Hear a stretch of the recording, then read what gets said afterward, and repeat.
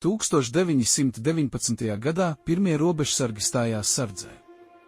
Kopš tā brīža dienu no dienas kāds stāv mūsu valsts priekšējā līnijā. Šodien šo stāstu glabā mūsu muzejs. Nāc līdzi, iepazīsim valsts robežsardzes muzeju.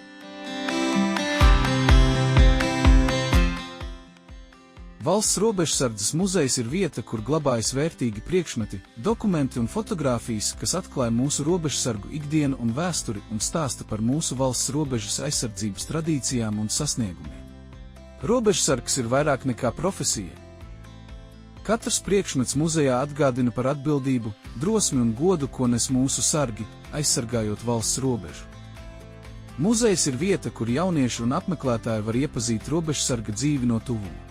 Ekskursijas, atvērto durvju dienas un izglītojošie pasākumi ļauj sajust īstu kontaktu ar vēsturi un dienestu.